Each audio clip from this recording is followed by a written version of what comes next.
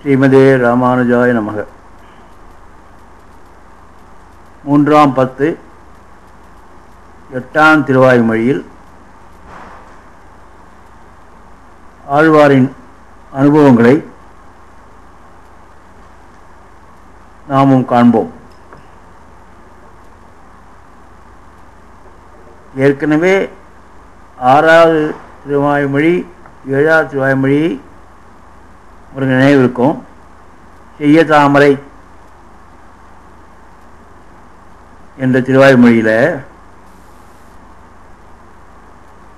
பகவானை பார்க்க வேண்டும், நேரில் பார்க்க வேண்டும் அப்படின்னு ஆழ்வார் பல இடங்களில் புலம்புவார்.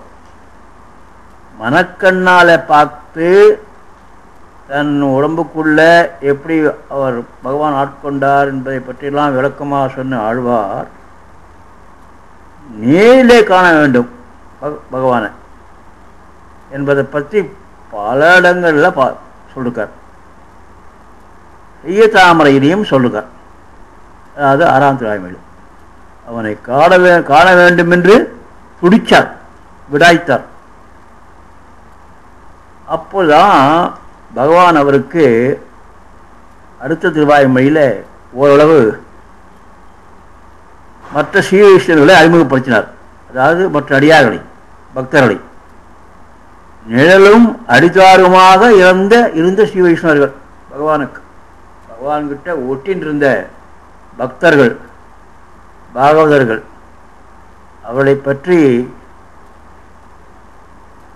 பாடப்பட்ட பாசுரங்கள் தான் பைரன் சுடரொளி 7ஆம் திருவாய்மொழி.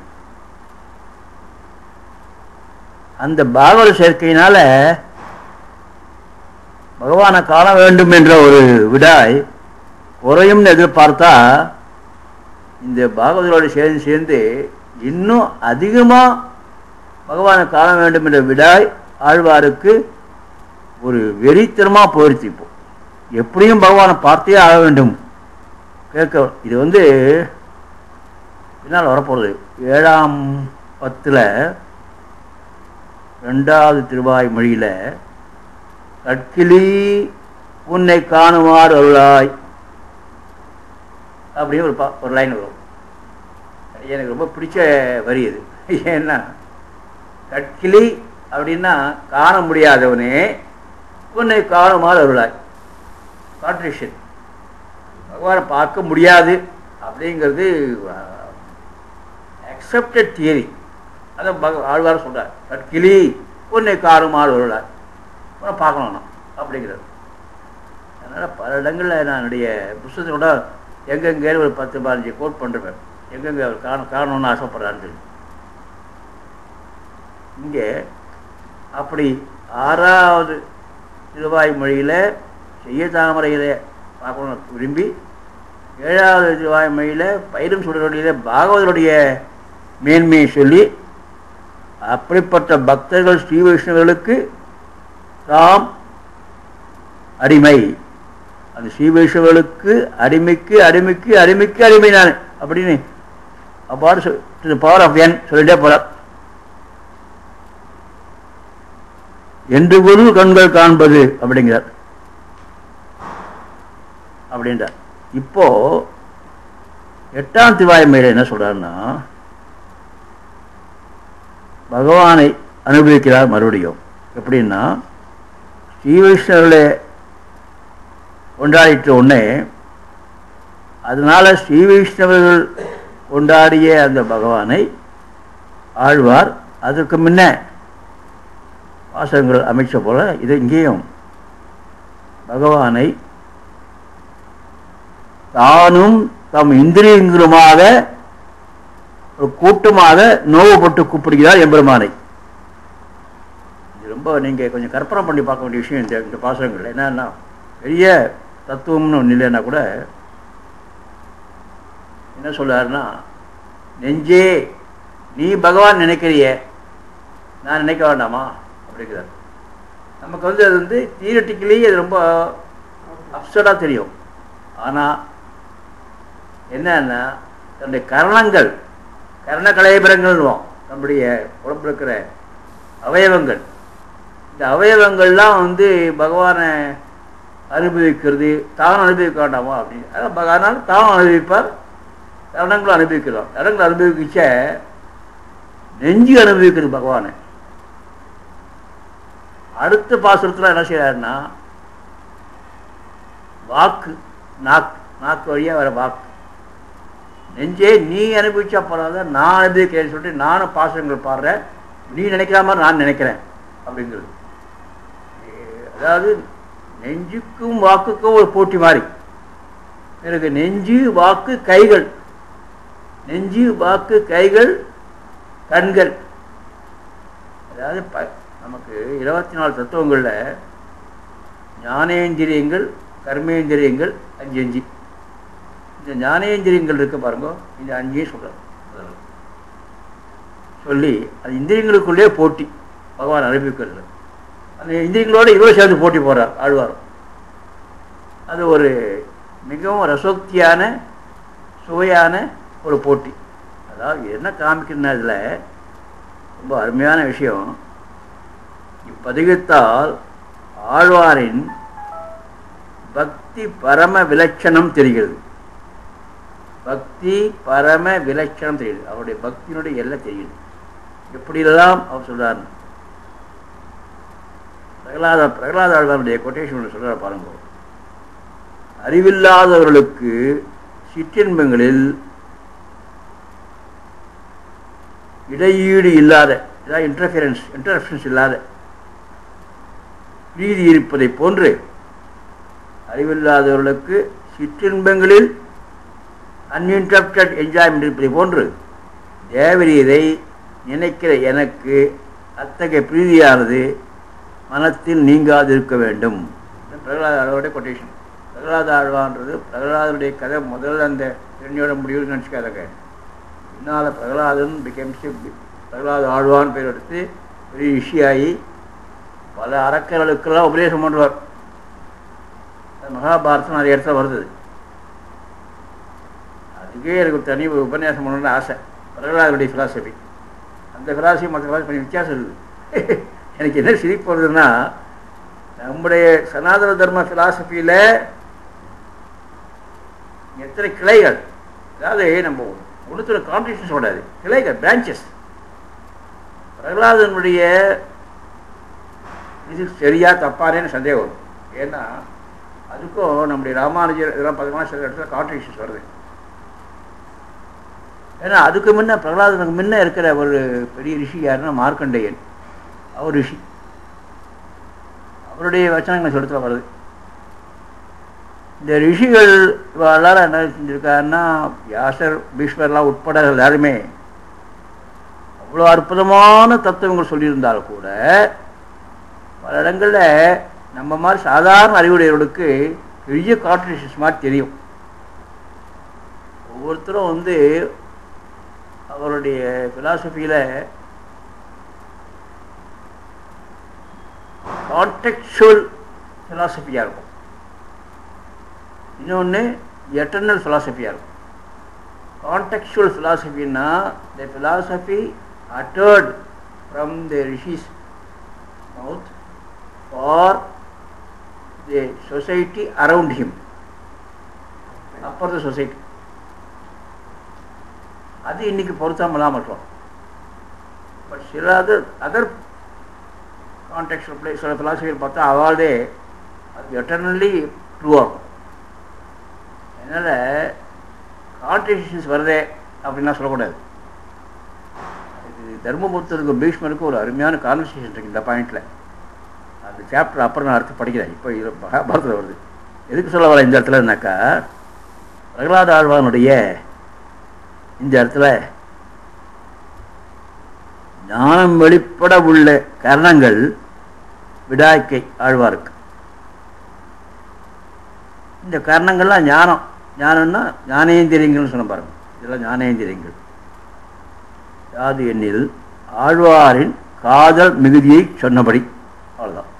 அதாவது இது ஒரே இந்த 10 பாசத்துடைய ஒரே குறிக்கோள் என்னன்னா, ஆழ்வாருடைய பக்தி மிகுதியை காட்டுறது. அதனால் நீங்கள் வந்து இந்த பாசத்துக்கு அனுசந்தானம் ரொம்ப முக்கியம். அப்படி அவசியம். அனுசந்தானம்னா அதை நீங்கள் சொல்லி சொல்லி பார்க்கணும்.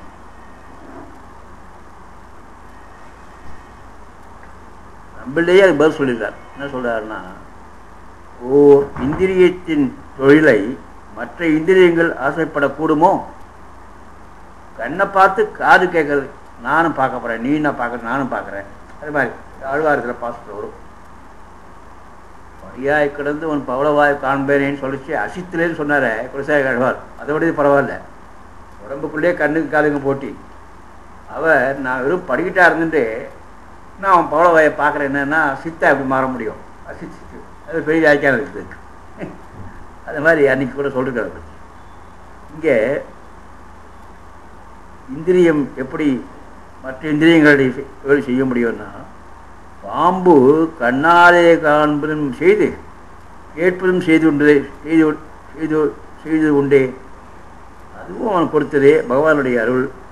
பகவானுடைய அருள் இருந்தால் எல்லா இந்திரியங்களையும் எந்த வேலை வேணால் செய்ய முடியும் அப்படின்னு தான் ஒரு தத்துவ மனுஷன் முடிப்பார். ஒரு உறுப்பு தனக்குரிய தொழிலோடு மற்றொரு உறுப்பிற்குரிய தொழிலை செய்யும்படி செய்விக்கும் தன்மை ஈஸ்வரனிடத்தில் உள்ளதோ அப்படின்னா ஈஸ்வரனுக்கு அந்த பவர் இருக்கா, உண்டு அப்படிங்கிறதுக்கு நம்மாழ்வாரே 9ஆம் படத்தில் சொல்கிறார். கடைசியில் தூதிசை கண்கள் கொண்டு ஒன்று பேசி தூமொழி இசைகள் கொண்டு ஒன்று நோக்குவது. வாய் வந்து நோக்கிறதும் கண் பேசுறதும்.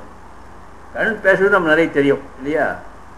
கண்ணோடு கண் நோக்கின்னு வாய்ச்சிருக்கலாம் பயிர் இல்லைன்னா கண்கள் 99% வந்து நாம் வந்து ஒரு கண்களை வச்சு தான் பல விஷயங்களை பேசுவோம். ஏன்னா கண்களுக்கு அது அந்த பவர் உண்டு, கான்வர்சேஷனல் பவர் உண்டு. ஆனால் மற்ற உறுப்புகளுக்கு அதே மாதிரி பவர்னாக்கா கரணங்களும் அறிவுடை பொருளை போன்று விடாய்த்தால் தம் காதல் குறையாதோ? ஒரு ஆழ்வார்க்க உடனே எல்லாம் அஞ்சாய் பண்ணால் எனக்கு வரக்கூடிய காதல் குறைஞ்சிருமே அப்படின்னு சொல்கிறாரோ. எவ்வளவு அதுக்கு என்ன சொல்கிறாருன்னா, நம்பிள்ளை எவ்வளவோ ஆறுகள் கால்வாய்கள்லேருந்து கடலில் போய் தண்ணி சேகரிறது. எத்தனை சொம்பு நீ வழிது கால்வாயில் எடுத்தால் கூட கடலுக்கு வரக்கூடிய தண்ணி குறையாது என்பது இவருடைய காதல் மிகுதி. இவருடைய கரணங்களாகிய வாய்த்தலைகளிலே பெருகினாலும் காதல் குறையிட்டே இருக்கும். கடலிலே போகும் நீர் குறைவற்று போமாறு போன்று அப்படின்னு சொல்கிறார். அதனால் இவர் கடல் ஆழ்வார்.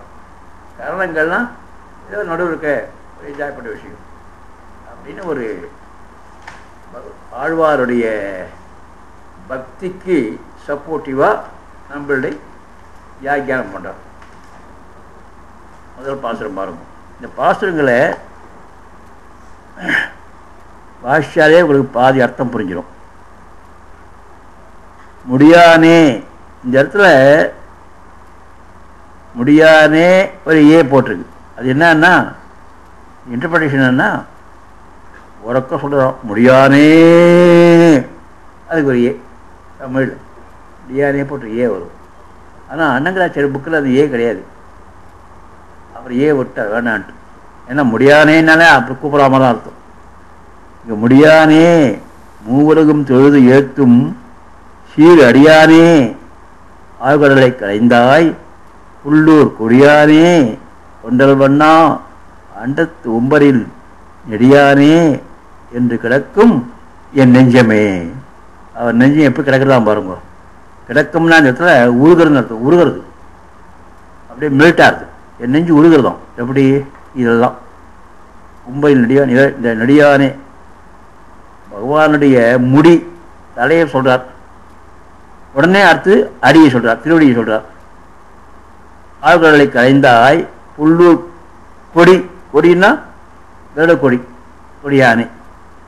கொடியானைனா கொடியவன் நினச்சிக்காத, கொடியானை கொடியானை கொண்டல் வண்ணா அண்டத்து உம்பரில் நெடியானை என்று கிடக்கும் வெண்ணஞ்சமே. இதுக்கு முக்கியமான பாயிண்ட் என்னன்னா,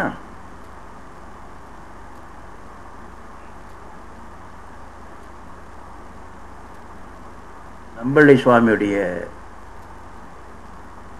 வியாக்கியானத்துப்படி தம்முடைய திருவுள்ளத்திற்கு இறைவன் பக்கம் உண்டான காதலின் மிகுதியை அருளி செய்கிறார் சொல்லிட்டு குண நிரூபணம் பண்ணாதே, அதாவது 3 உலகும் தொழுது ஏத்தும் சீர் அடியானே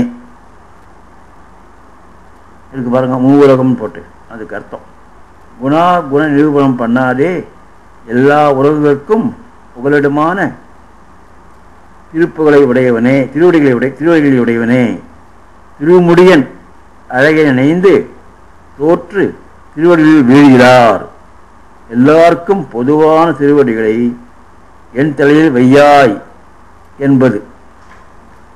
எல்லாருக்கும் திருவடி பொது, அதை என் தலையில் வை கேட்கிறார்.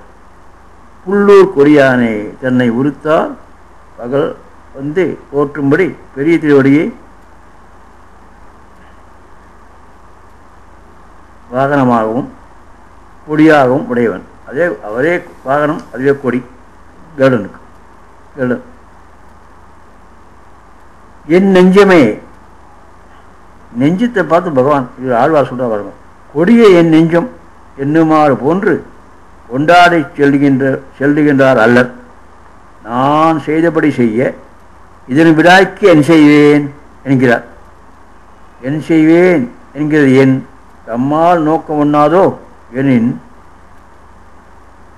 நாதா காப்பாற்ற வேண்டாவோ இவ்வயிறுதாரி நெஞ்சை என்னால் பறிக்கப் போமோ என்கிறார். அதாவது நெஞ்சு எப்படி போறதோ, நெஞ்சு தானே ஒன்றுன்னு ஒத்துக்கிறது. நெஞ்சு என்ன சொல்றாருன்னா, நெஞ்சு எப்படி போறது, அதனுடைய பாதிப்பு அப்படி அப்படின்றார். You makes a distinction between நான் ஆத்மாவுக்கும் நெஞ்சுக்கும். அதனால என்று கிடக்கும் என் நெஞ்சமே. என்ன நீங்க முன்னாலேயே பார்த்துருப்பங்க, அந்த தூதுவர் விஷயம்லாம் நெஞ்ச தூது விடுவார், போய் பாரு கூப்பிடுவா அப்படின்னு. வரலன்னா நீ விடாத, நீ அங்கேயே இருந்துருவார் அப்படின்னு சொல்லுவார். தன்னை தலைவியாக இருக்கும்போது பெருமாளை கூப்பிடும்போது பெருமாளை கூப்பிட்டுவா, வரலன்னா நீ விடாத அங்கே இருந்துரு அப்படின்னு சொல்லுவார். அது முன்னாடியே ஒரு பாசம் பாஷ்யம். ஆகவே இதெல்லாம் புலவர்களுடைய அழகிய அருமையான அற்புதமான கற்பனையில் பக்தி வெள்ளத்தினால் ஏற்படக்கூடிய விஷயம் இதெல்லாம். சாதாரணமான காலத்தில் கற்பனை பண்ண முடியாது. நெஞ்சமே நீள் நகராக இருந்த என் தஞ்சனே பாருங்க, தன் இலங்கைக்கு இலையை செற்ற நஞ்சனே, ஞானம் கொள்வான் குரலாகிய வஞ்சனே என்னும் எப்பொழுதும் என் வாசகமே. வாசகம்னா வாக்கு, வார்த்தை. நெஞ்சமே நீள் நகராக இருந்த ஒரு நகரமாயிடுத்தான் என் தஞ்சனை. என் நெஞ்சம் வந்து தஞ்சமாயிடுச்சு, ஒரு பெரிய சிட்டி வரை ஆயிடுச்சு. தன் இலங்கைக்கு இறையை செற்ற நஞ்சனே,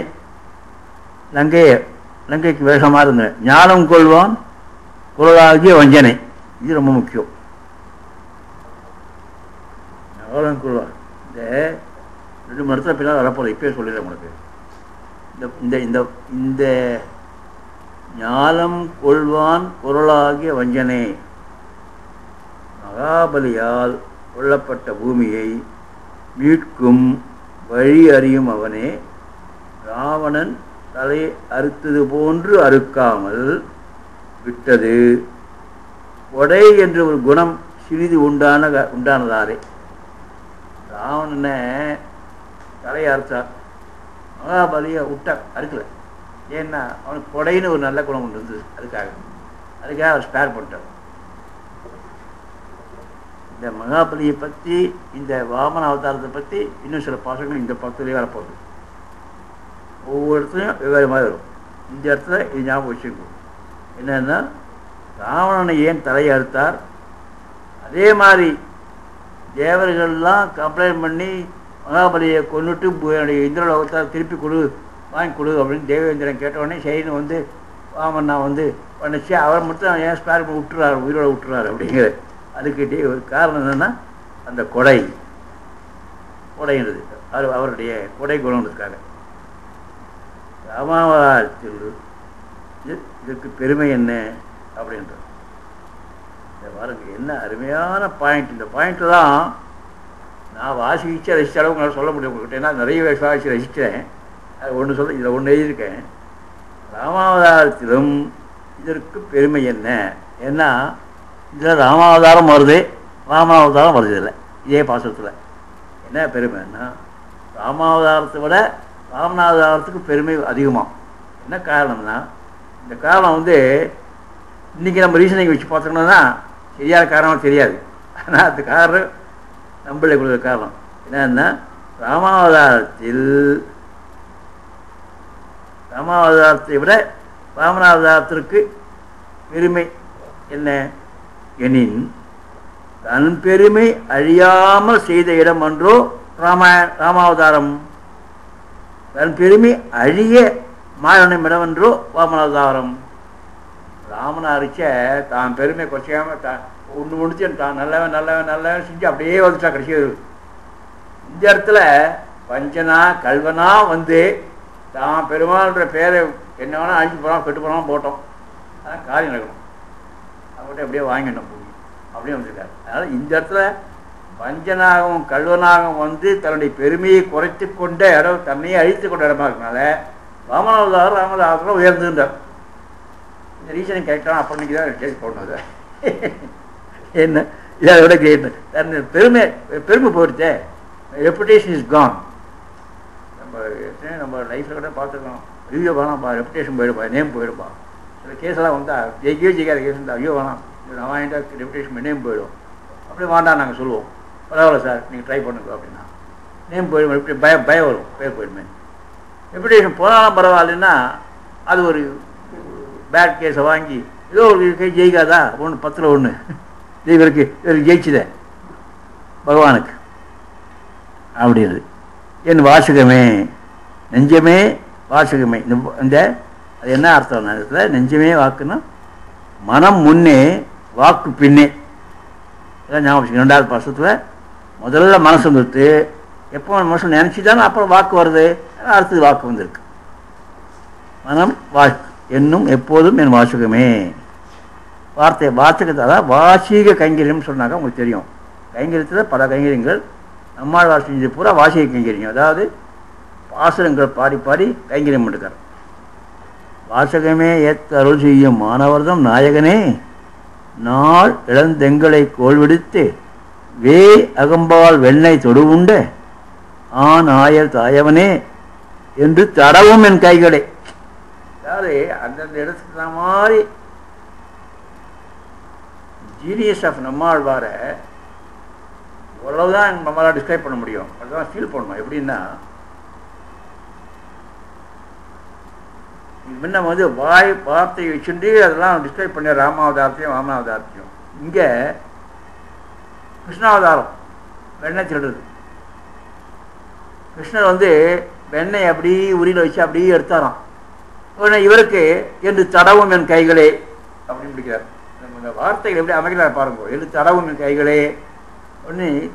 இப்போ வாக்குலேருந்து கைகளுக்கு வந்துருச்சுப்போ கைகள் கேட்கறது நானும் அதை பகவான் அனுப்பி வைக்கணும் அப்படின்னு சொல்லிட்டு கைகள் அனுப்பி வைக்கிறதாம் பகவானை. எப்படி அவருடைய கிருஷ்ணாவதாரத்தில் செய்த அந்த படலடைத்த சிறு குரம்பை நுழைந்து புக்கு பசு வெண்ணெய் அப்படின்னு பெரிய திருமையை சொல்லுகிறார். களவு காண புக்க இடத்திலே உரிகளிலே சேமித்து வைத்திருப்பார்கள் என்றோ அதில் அந்த உரியிலேருந்து அவர் திருடி சென்றார் இல்லையா. அப்போ அது மாதிரி படலடைத்து உள்ளே புக்கு ஒண்டியிலே களவு படிக்க காணும் தேடுகிறது.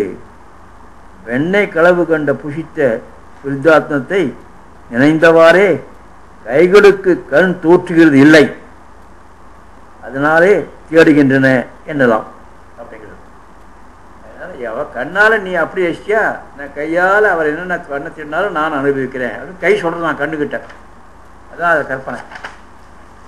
நானும் தான் அனுபவிக்கிறேன். நீ ராமரை அனுப்பிச்சா நான் கிருஷ்ணன் அனுப்பிக்கிறேன். இப்படி அனுப்பிக்கிறேன் நான் அப்படிங்கிறது. என்ன தடவும் என் கைகளே.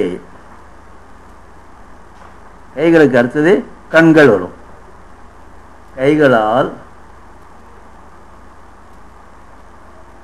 கைகளால் ஆறத் தொழுது. என்ன அருமையான வார்த்தை தெரியுமா? பசி ஆறன்னு சொல்லுவா எப்பவுமே, கை ஆறன்னு சொல்ல மாட்டான். பசி ஆற வயிறு ரொம்ப சாப்பிடும். கை ஆறன்னு கைகளுக்கு பசியார சாப்பிட்ற மாதிரி கையார தொழுது. பெருமாள் சேவிச்ச கையார் தொழுது. ஏனென்றால் ஏதோ ஒரு விருத்தாந்தத்தில் உபநிஷத்தில் வந்திருக்கு என்னன்னா, எப்பொழுதும் கைகளால் தொழுது கொண்டே நின்று கொண்டிருப்பார்கள் மோட்சத்தில் அப்படின்னு ஒரு வாக்கியத்தை எடுத்து சொல்றாரு இந்த இடத்துல. அதாவது கைகளுக்கு கரண கடைவரங்களில் கைகளும் ஒரு கரணங்கள்.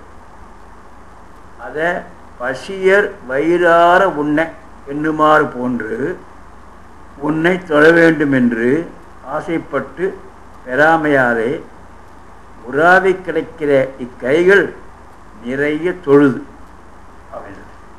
அதே மாதிரி கைகளால் அவர் நேரம் அணைக்க முடியாது, ஆனால் தொழுது வேறு ஒரு பிரயோஜனத்துக்காக தொழுதால் பிரயோஜனத்து அளவிலே மீளும். சாதனம் என்ற எண்ணத்தோடு தொழில் பெற வேண்டிய பயன் கிடைத்த அளவிலே மீளும். இதுவே செயலா இருத்தல் என்பர். தொழுது தொழுது என்கிறதால் அப்படிங்கிறார். என்னன்னா, ஒரு பிரயோஜனத்துக்காக நம்ம தொழுதோம்னா அந்த பிரயோஜனம் கிடைச்ச உடனே தொழுதாச்சு போயிடுவோம். பிரயோஜனத்துக்காக அப்படி சொல்லலை, பகவானை தொழுவதே நமக்கு இன்பமோ அதுவே நமக்கு மகிழ்ச்சி என்பதனால என்ன செய்யணும், தொழுதுண்டே கை பகவானை விட்டு வரத்துக்கு மனசு வராமல் எவ்வளோ பேர் நாங்களும் பார்த்துருக்கீங்க. இவ்வளோ உள்ளே போனால் வரையும் போனாலும் போக மாட்டோம், அப்படியே அந்த அலங்காரத்தையும் திருவிழைகளையும் பார்த்து அப்படி நின்றுட்டு இருப்போம் கையை குறிப்பிட்டு. ஏன்னா அவளுக்கு பிரயோஜனம் முக்கியம் இல்லை, அது அப்படியே சேவிச்சுட்டே வரணுன்ற ஆசை. ஆகவே அந்த யார் அதிகமாக தொழுதாள்னாக்கா பிரயோஜனத்தை வாங்கிக்கிறா, முடிஞ்சோடனே வந்துடுவான். இவா அப்படி இல்லை, தொழுது தொழுது தொழுது தொழுது தொழுது ஃபார் சேக் ஆஃப் தொழுது, அவ்வளோதான்.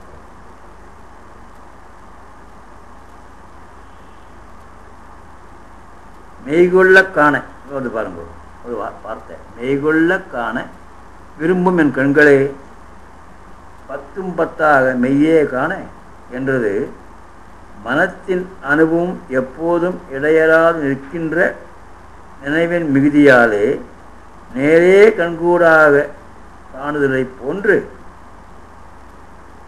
நன்கு வெளிப்பட இனி கிட்டிற்று என்று அணைக்க தேட கைக்கு எட்டாமையாலே கூப்பிட்டோடு முடிந்து போதல் அன்றைக்கே அப்படிங்கிறார் இந்த இடத்துல. மெய் கண்கள், அதாவது கைக்கும் கண்ணுக்கும் இங்கே போட்டி. கண்கள் என்ன சொல்றது, ஆசைப்படுகிறது. என் கண்கள் தம் கைகளாலே தொழவும் தாம் காணவும் ஆசைப்படுகின்றன. என்னன்னா, இந்த கை தொழுது பகவானை சேரணும்னு கையை பார்த்து இந்த கண்ணுக்கு புறாம வருது. நீ இது மாதிரி தொழுது நிற்கிறியே, நான் அப்படி தொழுது நிற்கணுமே அப்படின்னு. கண்ணுக்கு கண்ணு தன்னுடைய தொழிலையும் செய்யணுமா, எதிராக பின்னால் நிறைய வியாக்கியானத்தை வரும். ஒவ்வொரு உறுப்பும் தன் தொழிலை செய்ய தவிர இன்னொரு உறுப்பு அது செய்து தொழில் மூலமாக பகவானுக்கு கைங்கறி செய்து பார்த்து அதே மாதிரி கைங்கறி நானும் செய்யணும் அப்படின்னு ஆசைப்படுறோம். ஒவ்வொரு உறுப்பும் தன் தொழிலை செய்வதை தவிர இன்னொரு உறுப்பின் இன்னொரு அவயவத்தின் தொழிலையும் தானே செய்ய வேண்டும்.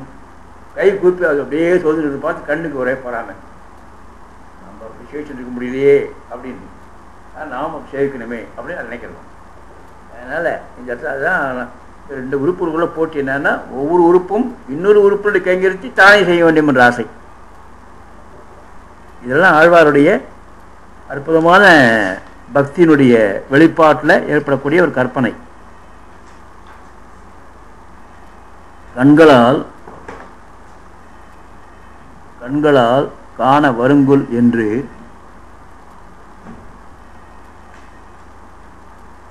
ஆசையால் மண்கொண்ட வாமனன் ஏற மகிழ்ந்து செல் பண்கொண்ட புள்ளின் சிறகுவரி பாவித்து தின்கொள்ள ஓர்க்கும் கிடந்து என் செவிகளே.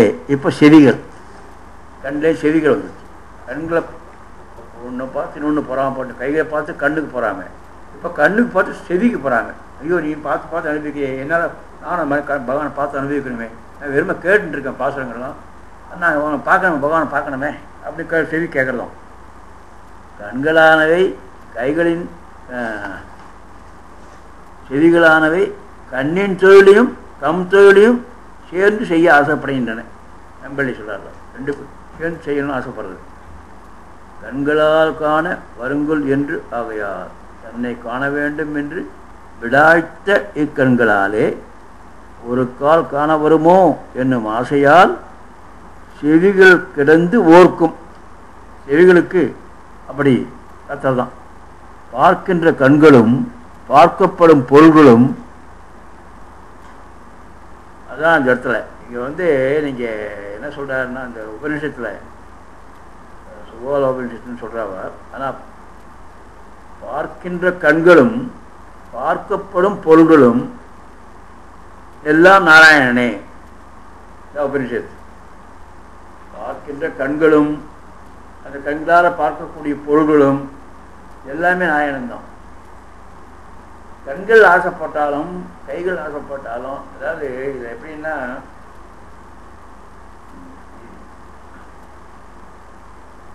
பகவானுடைய பிரம்மத்தினுடைய அல்லது நாராயணனுடைய ஒரு பகுதியாக வரக்கூடியது தான் இந்த பூமி பூரா, பூமியோட பொருள்கள் பூரா.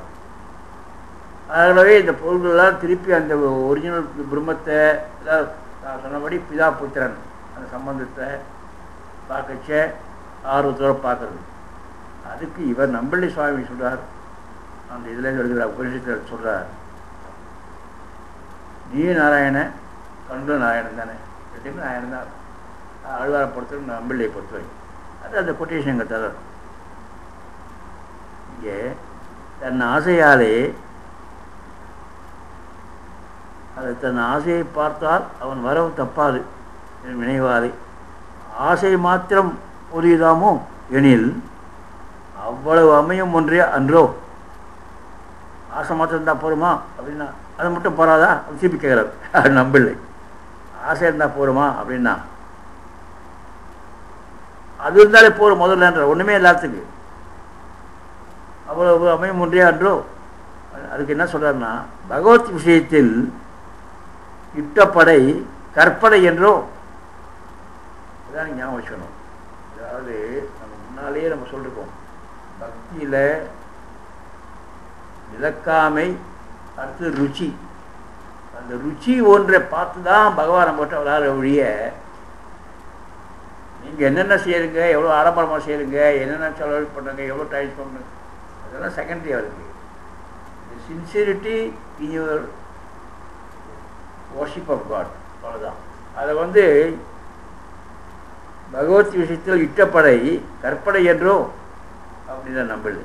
கற்பனை முன்னே நின்று பாருங்க, சிலர் வார்த்தை சொன்னால் அதிலே செவி தாழ்கிறது இல்லை, இதனையே திண்ணிதாக புத்தி பண்ணுவது. அதன் பக்கல் பட்சபாதம் என்றோ அதற்கு அடி.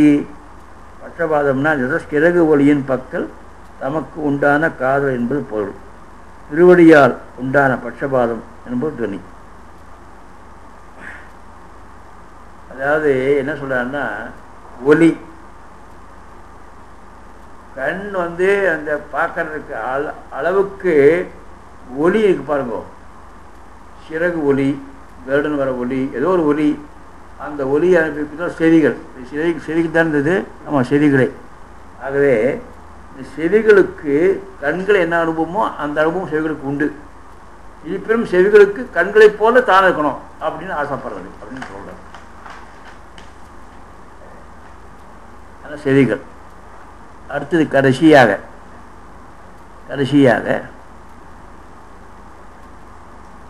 ஆறாவது பாசத்தில், செவிகளால் ஆரனின் கீர்த்தி கனியனும் கவிகளே காலப்பன் தேன் உரை பத்துற்று புவியின் மேல் பொன்னெடும் சக்கரத்து உன்னையே அவிவு இன்றி ஆதரிக்கும் எனது ஆவியே. அவிவு இன்றி அப்படின்னா இடையீடு இன்றி. இடையீடுனா இன்ட்ராக்ஷன், குறுக்க வராமல், யாரும் தடுக்காமல், தடங்கள் இல்லாமல் அவிவியின்றி ஆதரிக்கும் எனது ஆவியே. ஆவின்னா உயிர். ஆவி என்ற வார்த்தை பல இடங்களில் ஒரு வாழ்வார்கள். ஆவின்னா இப்போது இதுதான் நம்ம கலவைக்கெல்லாம் எவ்வளோ யூஸ் பண்ணுறோம். ஆவின்னா ஒரு மரணம் அடைஞ்சிட்டா அதனுடைய ஆவி, அது கிடையாது. இந்த இடத்துல ஆவின்னா எனது ஆவின்னா என்னுடைய உயிர்னு அர்த்தம். ஆவின்னா உயிர், என்னுடைய உயிருக்கு அப்படின்னு அர்த்தம். இடையூறு இன்றி ஆதரிப்பது, கிடைத்ததற்கு அறிவது என்று பாராமல் கிடைக்கும் விஷயத்தில் போலவே ஆசைப்படுவது என்றபடி. கிடைத்ததற்கு அறிவது என்று பாராமல் கிடைக்கும் விஷயத்தில் போலவே ஆசைப்படுவது என்றபடி. தன்னடைவே வரப்பெற வேண்டுங்கான் என்றால் அது கேளாது. அவன் அருள் பெருமளவில் நில்லாது என்னும்படியான ஆவி. என்ன பியூட்டிஃபுல் வேர்டு தெரியுமா இது? ஏன்னா இது எப்படி டிஸ்கிரைப் பண்ணுன்னு தெரியல. ஏன்னா if you have the whole picture of Thiruvaimozhi you can understand this. திருவாய்மொழியுடைய பர்பஸ் என்னன்னா ஆவினா உயிர். இந்த உயிர் பகவான் பரமாத்மா என்று அந்த உயிர்கிட்ட போய் பரமாத்மா அந்த ஜீவாத்மா சேரணும். அதனால் என்ன சொல்கிறான்னா தன்னுடையவே வரப்பெற வேண்டுங்கான் பகவான் சொல்கிறான். தானாக வரும் அவனுக்கு சுமாரியா அப்படின்னா அது கேளாது. அவன் அருள் பெருமளவில் நில்லாது. அவன் எப்போ அருள் பெறுவானோ கொடுப்பானோ அப்போ வாங்கிக்கலாம். அது நம்ம ஏன் பகவானை பார்க்க முடியலையே சேர முடியலையே அப்படி துடிக்கணும் அப்படின்னு இருக்கலாம். பார்த்தா அப்படி இருக்க மாட்டேங்குது என்னுடைய ஆவி. என்னுடைய ஆவி தானாக வரும்போது கொடுக்குறேன், ஒன்றும் அவசரப்படாது பகவான் சொன்னாலும் கேட்க மாட்டேங்கிறது. பகவானுடைய அருள் ஒரு ஏதாவது சமயத்தில் வரும் நமக்கு தெரியும். அந்த அருளுக்காக வெயிட் பண்ணலாம், அது கிடையாது. ஆனால் அதுக்கு வெயிட் பண்ணி விரும்ப கிடையாது. எப்போ கொடுப்பேன் எப்போ கேட்டுட்டே இருக்குது. அது என்னுடைய சுபாவம். அவர் சொல்ல எனது ஆவியே அப்படின்னு அதான் தன்னடைவே வரப்பெற வேண்டும் கான் என்றால் அது கேளாது. இது அந்த உயிர் கேளாது. தானே வரையான அது கேட்க மாட்டேங்கிறதும். அவன் அருள் பெருமளவில் நில்லாது. அவன் அருள் பெருமளவில் நில்லாது, நிற்காது. அவன் அருள் இல்லையா நிற்காது.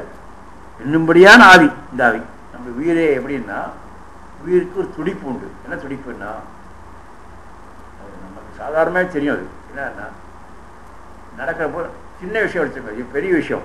மோட்சம் பெரிய விஷயம். புரியறதுக்காக நான் சின்ன கம்மியாக சொல்கிறேன். ஒரு மாதம் கழிச்சு நல்ல விஷயம் ஒரு கல்யாணத்தை ஃபிக்ஸ் பண்ணோம்னாக்கா 30 நாளும் 29 நாளைக்கு 28 நாளைக்கு இது வரப்போகுது அந்த நம்ம உயிர் துடிப்பு அந்த 30ஆம் நாள் அது போகிறத அது அப்படியே எப்படின்னா வரப்போது தான் அப்போ 30 நாள் தான் வரப்போகுது. நடுவில் வரப்போகிறதுல முன்னே வந்துடாது. ஆனால் நம்முடைய எதிர்பார்ப்பும் துடிப்பும் ஆவலும் ஏக்கமும் சாதாரண விஷயத்துக்கு எப்படி இருக்கு. மோட்சம் என்பது பகவானுடைய அருள் இருக்கோ அப்போ தான் வரும் அப்படின்னு நல்லா தெரியும். ஆனால் இது கேளாது. உயிர் கேட்கறதால பிடிக்கிறது. எப்போ போகணும், பின்னால் வரப்போகிறது, எப்போ வரப்போகிறது, இதுலேயே திருக்குறள் இதுலேயே பின்னால் கூவிக்கொள்ளும் காலம் இன்னும் குறுகாதோ. ஏன்னா நீ கூவிக்கொள்ளும் காலம் சீக்கிரமாக கூப்பிட்றியே, அந்த காலத்தை சூப்பராக தான் குறைச்சிறேன், ஏன் அவ்வளோ வெயிட் பண்ண வைக்கிறேன் அப்படின்னு கேட்குறது. அதனால் ஆழ்வாருடைய துடிப்பு இதை பூரா சீக்கிரமாக பகவான் சேரணும் துடிப்பு இருந்துருக்கு தெரியும். இப்போ தான் அவர் எப்போ வருதோ அப்போ கிடைக்குன்னு தெரியும். இருந்தாலும் துடிப்பு இருக்கும். அதுதான் இந்த இந்த ஆவியே இதுக்கு ஒரு மீனிங். இதோட நமக்கு முடிஞ்சிருதுன்னா இந்த கரணக்கலைவரங்களுடைய போட்டிகளும் அதனுடைய ஆசைகளும். அப்புறம் 7வது பாசத்திலிருந்து கரணங்களை ஒழிய இப்போது இனிமே தம் இழவு சொல்கிறார். இழவுன்னா வருத்தம், தன்னுடைய வருத்தத்தை.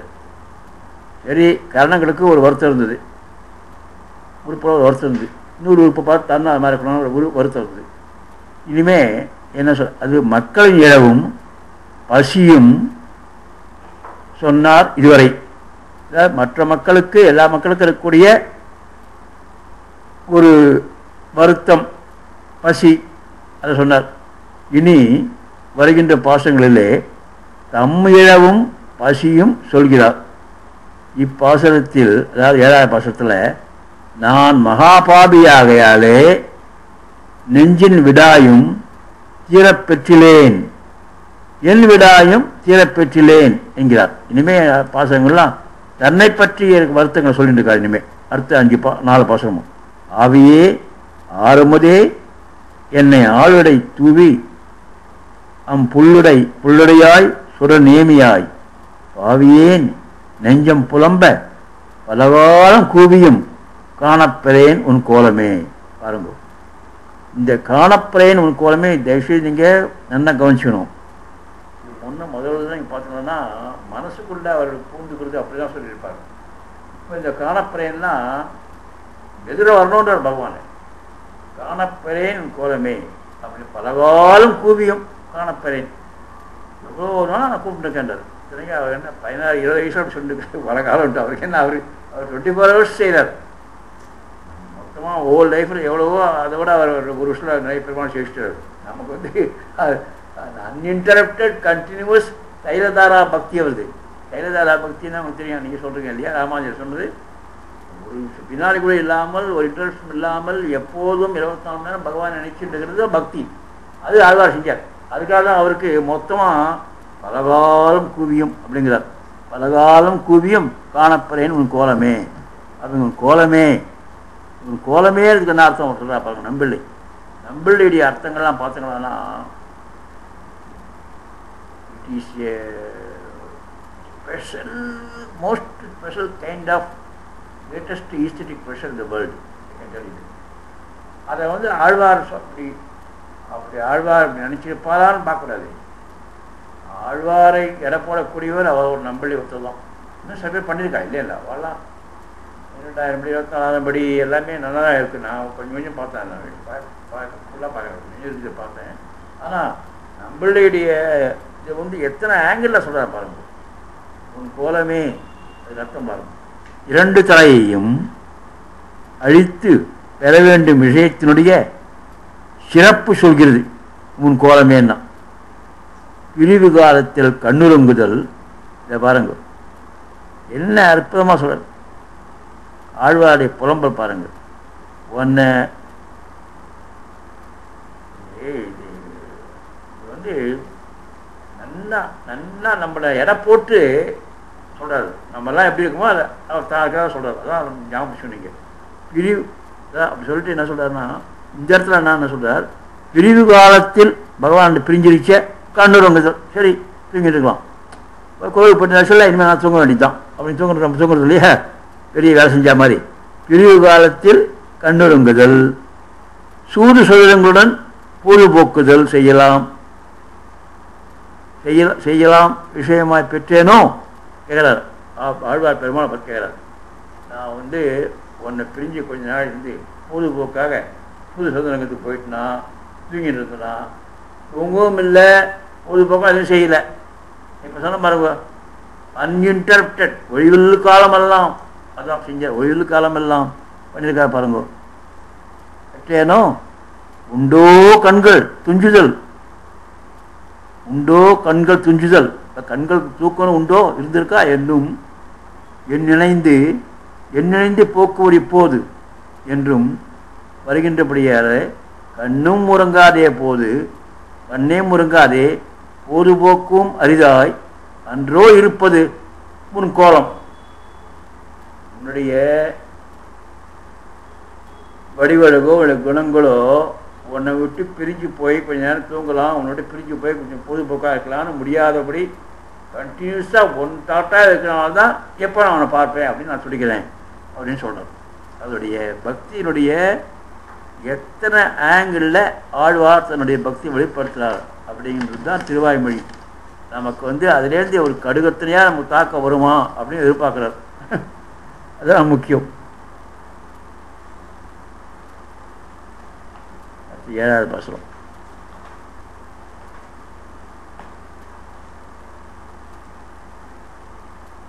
கோலமே தாமரை கண்ணது ஓர் அஞ்சன நீளமே நின்று எனது ஆவியை ஈகின்ற சீலமே சென்று செல்லாதன முன் நிலாம் காலமே உன்னை என்னால் கண்டுகொள்வேனே உன்னை எப்போ நான் பார்க்க போகிறேன் அப்படின்னு கேட்குறேன். அதுக்கு சீலமே என்ன தெரியுமா, நீர்மைன்னு அர்த்தம். நீர்மைன்னா நம்ம சொல்லுவோம் சௌசீல்யம் சொல்லுங்க பாருங்க, நீர்மை குணம். பகவானுடைய நமக்கு சமமாக ஆக்கிண்டு நம்மக்கிட்ட வந்து நம்மக்கிட்ட கலக்கிறது அந்த சீலகுணம். அது எங்கே அதிகமாக இருக்குது?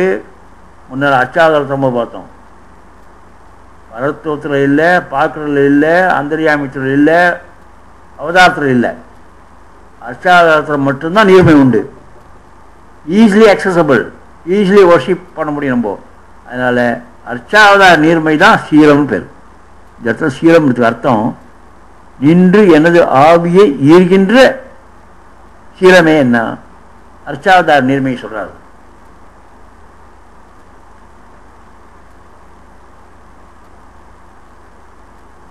அழகும் அழகுக்கு பற்றுக்கோடான பொருளும் என்று இரண்டு இன்றிக்கு அழகுதானே வடிவாக இருக்கிறபடி. இங்கிலீஷில் சொல்றதுக்கு இன்னும் நல்லா இருக்கும். கோலமே அப்படிங்கிறதுக்கு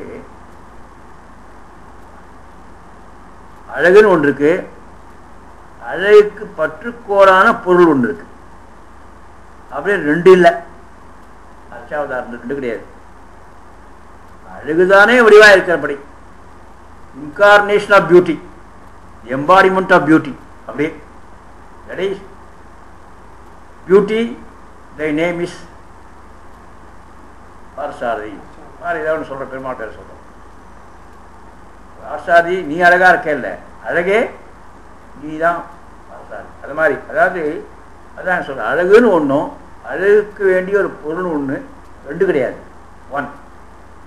அதுதான் கோரமேக அர்த்தம் எப்படி சொல்றா பாருங்க. நம்பளே ரொம்ப அற்பம். இதெல்லாம் உம்முடைய விருப்பத்தை செய்கைக்கு பகவான் கேட்குறாரு.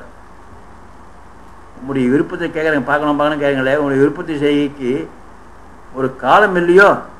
ஏதாவது ஒரு டைம் சொல்வேன், நீ பாட்டு கேட்டே செய்ய காலம் இல்லையோ? அது வருமே என்றோ, அது ஏதாவது ஒரு நாள் பருவம் பார்த்துக்கலாம் அப்படி. அதுக்கு ஆழ்வார் சொல்கிறார், தெரியும் எனக்கு, அதுவும் நீ விட்டு வழக்கன்றோ அப்படின்னு ஆழ்வார் திருப்பி சொல்கிறார். ஆழ்வார் அதுவும் என்ன சொல்கிறாருன்னா, நான் நீட்ட வழக்கா இருக்கேன், ஆனால் நீ எப்போ வருதுன்றதும் நீட்ட வழக்கு தான். நீ எப்போ தான் வருவே தெரியும் எனக்கு, அது தெரியும்ன்றது தெரியும். ஐநோ இதுதான் நான் ஒன்று அஞ்சன நீளமே அப்படின்னு கேட்பார். அஞ்சன நீளமேன்னா அஞ்சனமே நீளமே, அதாவது ஒன்றே ஓமானமாவது ஒன்று இல்லாமையாலே அங்கும் இங்கும் கதிர் பொறுக்குகிறார். என்ன என்ன தமிழ்! எனக்கு அப்படியே கண்ணில் தண்ணி வருது. இந்த தமிழ் நம்மளுடைய இன்டர்பிரேஷனுக்கு மணிப்புராணத்தை சொல்லிச்ச, அங்கும் இங்கும் கதிர் பொறுக்குகிறார், அவை போன்ற திருமேனி உடையவனேன்னு அர்த்தம். அதுக்கு அஞ்சன நீளமேனா அஞ்சனம் போன்ற திருமேனி, நீளம் போன்ற திருமேனி. எங்கடா இவர் அஞ்சனம் நீளம்லாம் எங்கேருந்து எழுதுறாரு அப்படின்னாக்கா, அங்கும் இங்கும் கதிர் பொறுக்குகிறாராம். கதிரை பொறுக்கிறதுல நேரத்தில் வேர்ட்ஸை பொறுக்கிறது, வேர்ட்ஸ்லாம் பொறுக்கிட்டு இருக்காராம். அது ஆழ்வாரே ஒருத்தர் சொல்லுவார், நான் எப்படி இருக்க வார்த்தைகளை பொறுக்கிறேன்னு ஆழ்வார் பாசத்தில் சொல்கிறார். அப்புறம் மலையை போட்டது போல் ஒரு வார்த்தையாக நான் பொறுக்கி கொண்டு போட்டு பாடுறேன், இன்னும் வரமாட்டேங்கிறீ அப்படி. ஆழ்வார் பாசத்தில் நான் ஒவ்வொரு வார்த்தையும் போட்டு ஒரு மலையை போட்டது போல் ஒவ்வொரு வார்த்தையை நான் அமைக்கிறேன், பாடுறேன், நீ வரமாட்டேங்கிறியே அப்படின்னு அது ஒரு பாசம் இருக்குது ஆழ்வார். அது மாதிரி இங்கே இவர் என்ன சொல்கிறாருன்னா, அஞ்சன நீளமே எங்கேயும் திடீர்னு வந்தது, இதுவும் நம்ம அந்த வார்த்தை யூஸ் பண்ணல. இப்போ கேட்டாக்கா அஞ்சன நீளம் போன்ற திருமேனி, அது நம்மளே சொல்கிறார் கமெண்ட்டு, அங்கும் இங்கும் கதிர் பொறுக்குகிறார் ஆழ்வார். நின்று எனது ஆவி இருக்கின்ற சீலமே, சீலம்னா சொன்னேன் இப்போ அர்ச்சாவதாரத்தின் நீர்மை. சென்று செல்லாத நம் முன்னில்லாம் காலமே. இது ரொம்ப முக்கியமான பாயிண்ட். என்னன்னா, இறந்த காலம், நிகழ்காலம், எதிர்காலம் என்ற மூன்று காலத்தையும் நீட்ட வழக்காய் உடையவனே. காலம் அவனிட்ட வழக்கு. நான் வச்சுக்கோ தயவுசெய்து ஒரே ஒரு விஷயம் என்னன்னா, இது வேறு இடத்துல வருது, வேறு சயின்ஸ் வேறு சாஸ்திரத்தில் வருது. கொஞ்சம் விளக்கே சொல்ல வேண்டிய சாஸ்திரம். அது இப்போ நான் சொல்லலை. காரிகாவலி நான் சொல்கிறேன் உங்களுக்கு. காரிகாவலி சாஸ்திரம் தனி சாஸ்திரம். ஜடம் அஜடம் பிரிப்போம். எது ஜடம் எது அஜடம். காலம் என்பது ஜடம். ஜடம் என்ன? உலகத்தில் யாராலையும் இந்த காலத்தை மட்டும் கான்சன்ட்ரேட் பண்ணவே முடியாது பகவானை தவிர. காலம் ஒன்று தான் பகவான்கிட்ட வழக்கா இருக்கும். மற்ற எல்லாருக்கும் நம்ம காலம் அது பாடு போயிட்டே தான் இருக்கும்.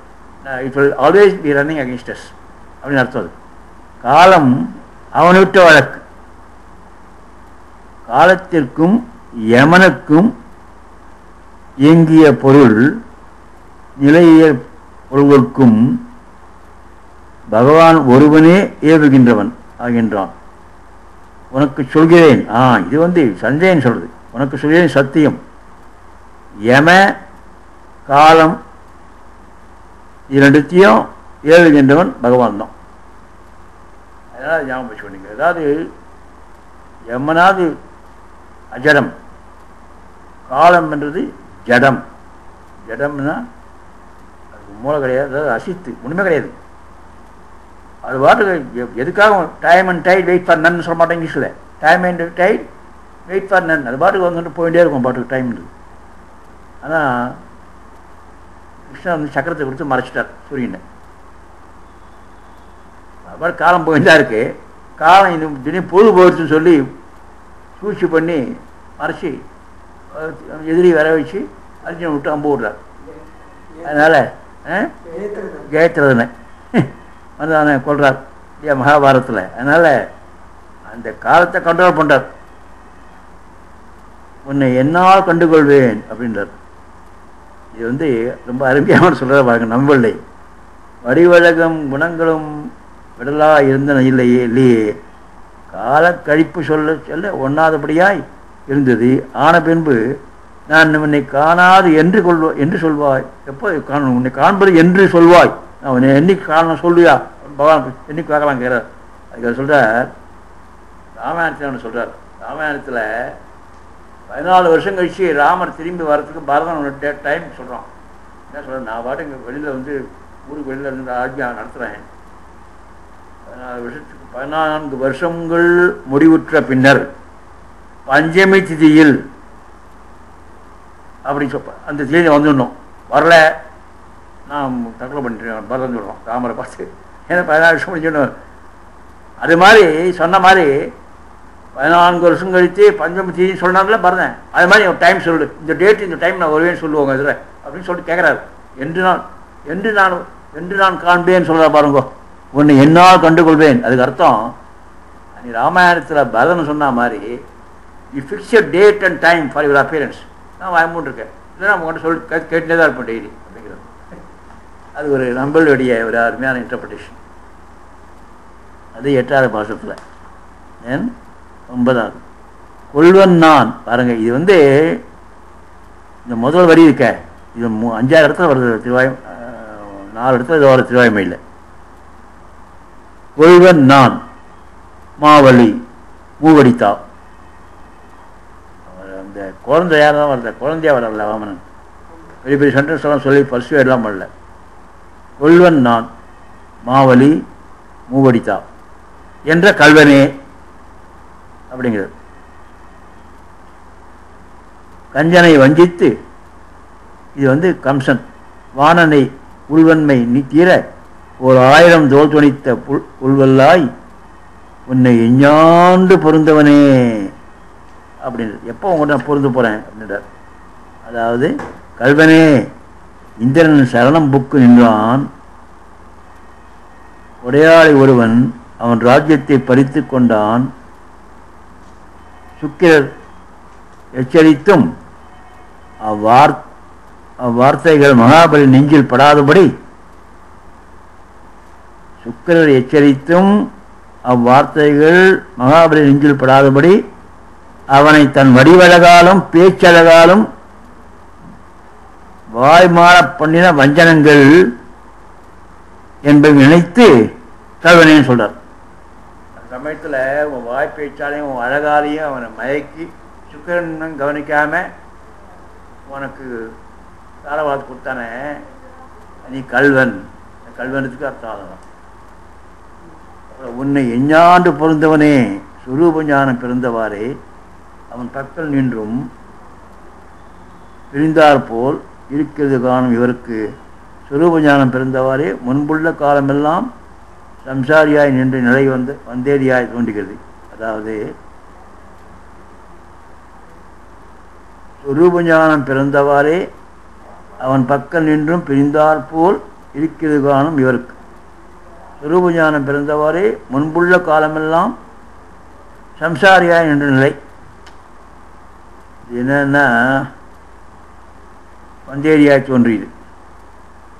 இது முன்ன அந்த முதல் ஆழ்வார் சொல்றார், ஞாபகம் இருக்கா? முதல் ஆழ்வார் தான் சொல்றார். முதல் ஆழ்வார், ரெண்டாவது ஆழ்வார்.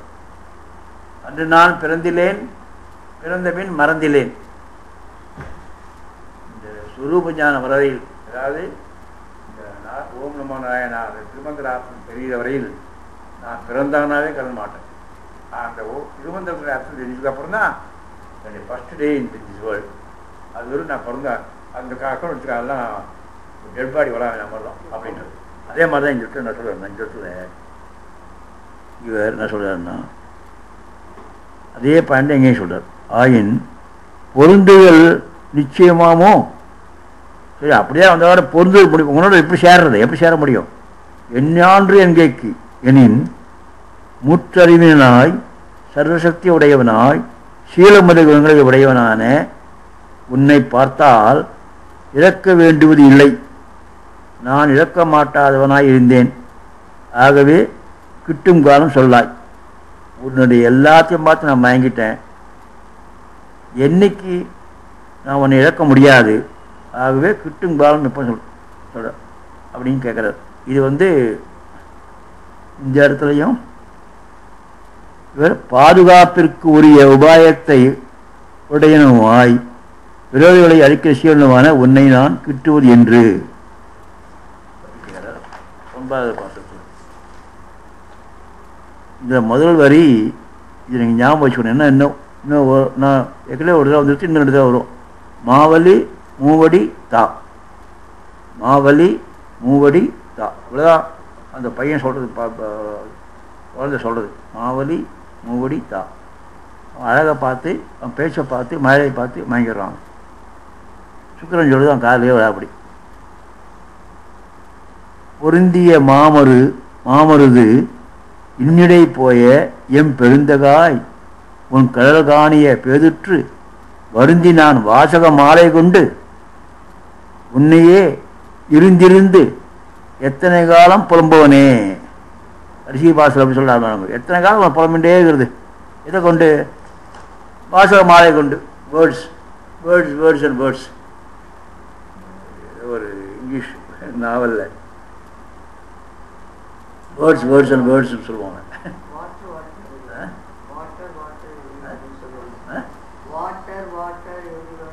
வாக்கவா water everywhere. அதே இல்லை, அதையும் நான் சொல்லலை.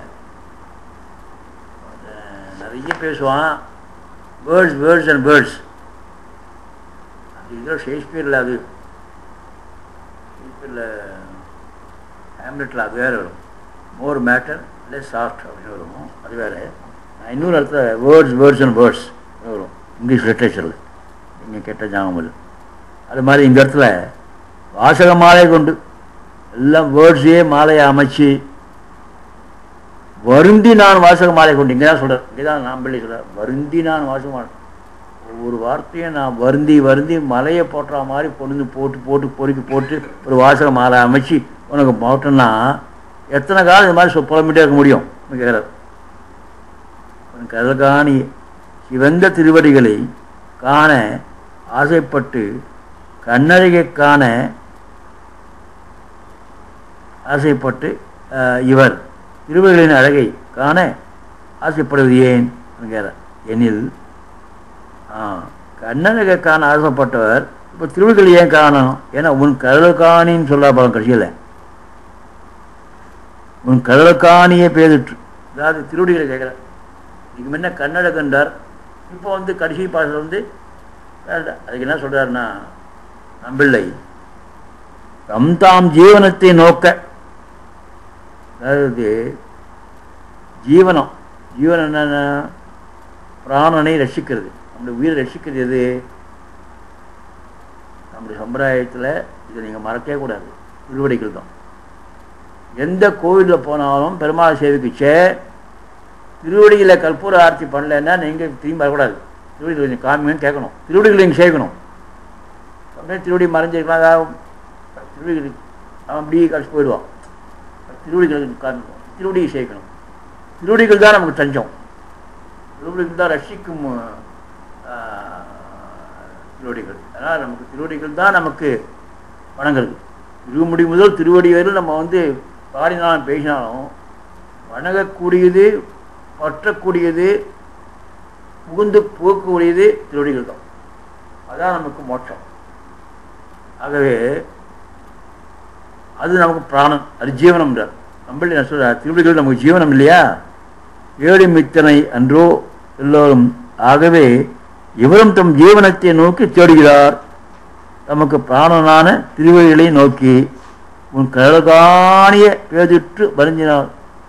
இதேதான் இந்த பாருங்க, இதே கடைசியில் 10ஆம் பத்தில் வந்து கடைசியில் என்ன சொல்றாருன்னா, 4ஆம் திருவாய்மையில் கண்டேன் கமலமலர் பாதம், பகவான திருவடிகளை பார்த்துட்டோம்பா அப்படின்னு, கண்டேன் கமலமலர் பாதம் திருவடிகளை பார்த்தேன்னு சொல்றாரு கடைசியில். அது பின்னால் வரும். அப்புறம் இருந்து இருந்து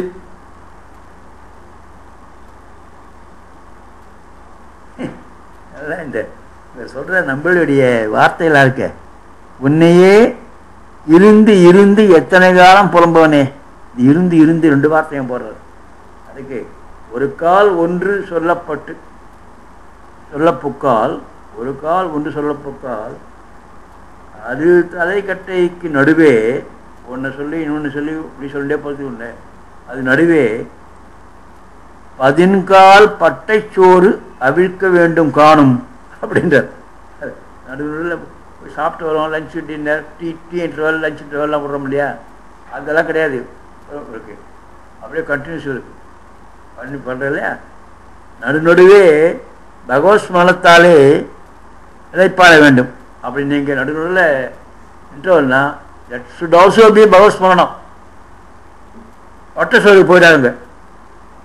அதாவது பட்டசோருக்கு போகிற மாதிரி அப்படி இல்லை. நான் இருந்தது ஆழ்வார் சொல்கிறார், நான் இருந்து இருந்து இருந்து இருந்து எத்தனை காலம் புலம்பேன, கண்டினியூஸாக நான் எத்தனை நாள் புலம்பின்றிருப்பேன் அப்படின்னு கதற பெருமாள் விட்டேன். எத்தனை காலம் புலம்புவேனும் சாதனமாக நினைத்து சொல்ல மாட்டார், அமையத்தக்க பேராக நினைத்து தவிர மாட்டார். இதற்கு முடிவு என்கிறார். இதுக்கு முடிவு தான் என்ன அப்படின்றார். நான் வாடு புலம்பிட்டே இருக்கணும், நீ வராதையே இருப்ப, சொல்ல ஒண்ணாதோ என்பதற்கு அப்படின்னு கேட்குற. அதுக்கு தான் பதில் சொல்கிறாதீங்க. எத்தனை காலம் புலம்புவேன் அப்படின்னு கேட்குற. இருந்திருந்து எத்தனை காலம் புலம்புவனே அப்படின்னு கேட்குறார். வருந்தி நான் வாசக மாலை கொண்டு பொருந்திய மாமரது இன்னடை. அது மரங்கள் நடுவில் பகவான் போனது மாமரம். அது வந்து இது வந்து இது 100 அர்த்தம் சொல்கிறார். ரொம்ப இதில் இல்லை ஒன்றுபடியா திருமாலையிலையும் வருது. என்னன்னா பொருந்தி ஏன் இங்கே, அதாவது அவருடைய ஜீனியஸ் சொல்ல பாருங்க. ஜீனியஸை பகவான் இத்தனை புலம்பி கூட ஒன்றும் வரலையே அப்படின்னு, உன் மனசு கல்லா, உன் மனசு மரமா, உடனா, ஸ்டோனா அப்படி கேட்கு. அது என்ன செய்யறாருன்னா, இது மாதிரி பகவானுக்கு புலம்பி புலம்பி மனசு கேட்காம இருக்கிறது பகவான் வராமச்ச மரம் கல்லை கொண்டு வரும். இந்த இடத்துல வேணும்னே அங்கே பொருந்திய மாமருது இன்னிடை அந்த மரம் இருக்கு பாருங்க. அங்கே மருது மாமருது பொருந்திய மாமருது என்கிற மரத்தை சொல்லி மரங்கள் போல் வலிய நெஞ்சம் என்று வன்மைக்கு மரத்தை சொல்லுகையாலே நெஞ்சின் வன்மை தெரிவித்தபடி. அதாவது மருது எப்படி பாருங்க, மருது மாமருது பொருந்திய மாமருது அப்படின்னு ஆரம்பிக்கிறார் ஃபர்ஸ்ட் லைனு. அப்படி ஏதாவது மரம், அந்த வன்மை மரம்ன்றது ஸ்ட்ராங்கஸ்ட் வுட்டு. அதில் நடுவில் நீ போன 7 மரங்களை முன்ன போட்டார்.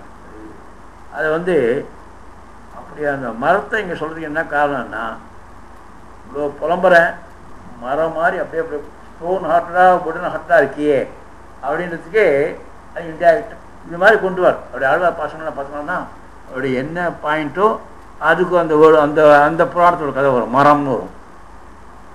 அது மாதிரி அந்த அமைப்பு சொல்கிறேன், வார்த்தைகள் அமைப்பு. ஒரு பகவானை பற்றி பாடுறதுன்றது கஷ்டம்னுச்சே, இப்படிலாம் கூட கணக்கு பண்ணி வைப்பார் அவர். வன்மை உன்னுடைய அது நம்பளி சொல்லி நமக்கு தெரியுது. மருது மாமருது பொருந்திய மாமருது மருது என்கையால் மரத்தை சொல்லி மரங்கள் போல் வலிய நெஞ்சம் என்று வன்மைக்கு மரத்தை சொல்வதாலே நெஞ்சின் வன்மையை தெரிவித்தபடி அப்படிங்கிறார்.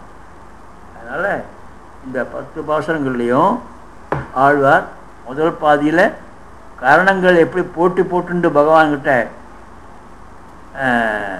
பகவானை அனுபவிக்கிறது அப்படின்னு சொல்லிட்டு அப்புறம் தன்னுடைய வருத்தத்தை சொல்கிறார். பூரா தன்னுடைய பகவானை இவ்வளவு நான் புலம்புறேன் பகவானை பற்றி, இன்னும் எனக்கு காட்சி தராமல் இருக்காரே, காண முடியலையே அப்படின்னு அதனுடைய புலம்பரையும் சொல்லி 10 பாசுரத்தையும் முடிக்கிறார். பிறகு 11வது பாசுரம், புலம்பு சீர் பூமி அளந்த பெருமானை நலங்கொள் சீர் நன்குருகோர் சுடகோமன் சொல் பலங்கொண்ட ஆயிரத்துள் இவையும் ஓர் 10 இறங்குவான் யாவரும் ஏறுவர் சொன்னாலே. திருவாய்மொழியில் சொல் மாத்திரத்தாலே இது பிரார்த்திக்கிறபடியே அனுபவிக்கலான பரமபதத்தை அடைய பெறுவர். இந்த வார்த்தைகளை நீங்கள் சொன்னாலே உங்களுக்கு பரமபதம் கிடைக்கும் அப்படின்னு சொல்கிறார். இதில் என்ன சொல்கிறாருன்னா, என்னுடைய கமெண்ட்ரியில் ஒரு 10 சொன்னால் யாவரும் இறங்குவான், ஒப்பு இல்லாதவனை 10 சொன்னால், இந்த 10 சொன்னாக்கா இன்னார் இணையார் என்னாதே பகவானுடைய அனுபவத்திற்கு பிரிவில்லாத சிறப்பான உடைய பரமபதத்தை அடைப்பவர். இன்னார் இணையார்னா, இன்னார்னா மேற்கூறிய ஸ்வரூபத்தை உடையவர், இணையார்னா மேற்கூறிய சுபாவத்தை உடையவர். இந்த சுபாவம் ஸ்வரூபம் இப்படிலாம் உடையவர், அப்படி இருந்தால் தான் நீங்கள் மோட்சத்துக்கு போகணும் என்று சொல்லாமல் இந்த 10 பாசுரம் பாடினாலே போகிறோம், உங்களுக்கு you get qualified to go to Paramapadam, அவ்வளோதான் அப்படின்றது. பகவானுடைய அனுபவத்திற்கு பிரிவில்லாத சிறப்பினை உடைய பரமபதத்தை அடையப்பெறுவர். அந்த முக்தன் பல சரீரங்களை மேற்கொள்கிறான். சாந்தோக உபநிஷத்தில் அப்படின்னு சொல்கிறார். பல சரீரங்களை மேற்கொண்டு அவ்வச்சரீரங்களில் உறுப்புகளும் பூர்ண அனுபவம் பண்ணலாம்படியான தேகத்திலே புகப்பெறுவர் அப்படின்றார் சாந்தோக உபநிஷத்தில். அதாவது ஒரு முக்தன் முக்தி அடையறதுக்கு முன்னே பல சரீரங்களை மேற்கொள்ள வேண்டியிருக்கு. ஒரே ஜென்மத்தில் மோட்சம் பண்ண முடியாது, சொல்ல முடியாது, பல ஜென்மங்கள் ஆகலாம். சாந்தோக உபநிஷத்தில் அப்படி தான் சொல்லியிருக்கு.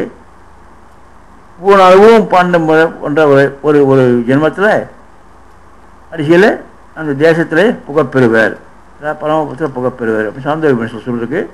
அப்படின்னு சொல்லி இங்கே ஆழ்வார் நம்பிள்ளை சுவாமி சொல்கிறார். ஆகவே இந்த 10 பாசங்களை கற்றாலே உங்களுக்கு கிடைப்பது பரமபதம் அப்படின்னு பலன் சொல்லி தலை கட்டுகிறார் என்பது இந்த 8ஆம் திருவாய்மொழியுடைய சாரமான பொருள் என்பதை கூறிக்கொண்டு அமைகிறேன். ஆழ்வார் எம்பெருமானார்